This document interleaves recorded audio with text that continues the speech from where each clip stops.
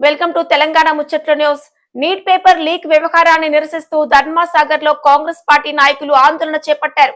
విద్యార్థులపై పోలీసుల చర్యలను ఖండిస్తూ కేంద్ర ప్రభుత్వానికి వ్యతిరేకంగా నినాదాలు చేశారు.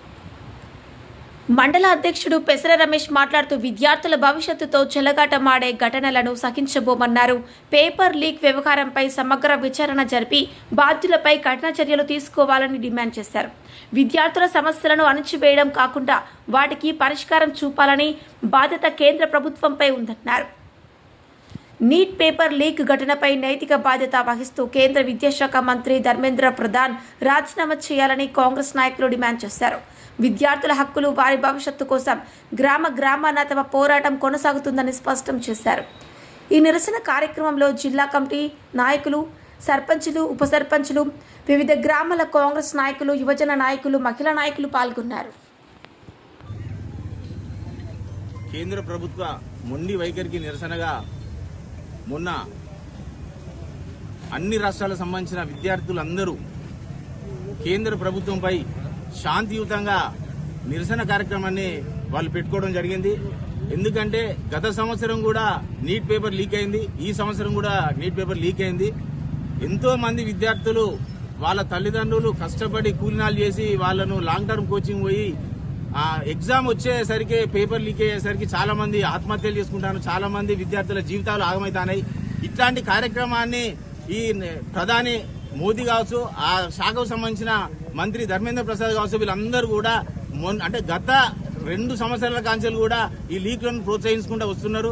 దీనికి మద్దతుగా మన పార్టీ అధినేత రాహుల్ గాంధీ వారికి సంఘీభావం తెలుపుదామని విద్యార్థులను కొంత మనం మేల్కొల్పాలనే ఉద్దేశంతో ఈయన పోతే ఈయనను కూడా అక్రమంగా అరెస్టు చేసి విద్యార్థులపై లాఠీ చార్జీ చేసి విద్యార్థులను నానా హింసలు పెట్టారు.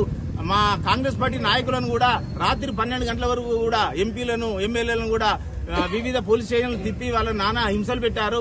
ఇప్పటికైనా బీజేపీ ప్రభుత్వం కళ్లు తెరిచి ఎక్కడైతే తప్పు జరిగిందో, తప్పు చేసిన అధికారులను గాని, తప్పు జరిగిన ఆ వ్యవస్థను గాని, ఆ మంత్రిని గాని బర్తరఫ్ చేసి వెంటనే విద్యార్థులకు న్యాయం చేసే విధంగా తగు చర్యలు తీసుకోవాలి.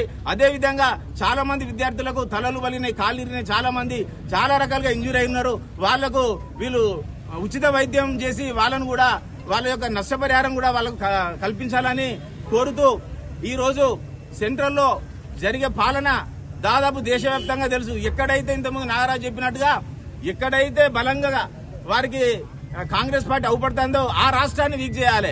ఏదో రకంగా ఇక్కడున్న జనాలను మభ్యపెట్టి వాళ్ళ వైపు తిప్పుకోవాలనే ధోరణితో వాళ్ళు చేస్తున్నారు తప్ప ప్రభుత్వం ఈ మంచి పని చేసి ప్రజల్లో చూసుకుపోయే తత్వం వాళ్ళ దగ్గర లేదు.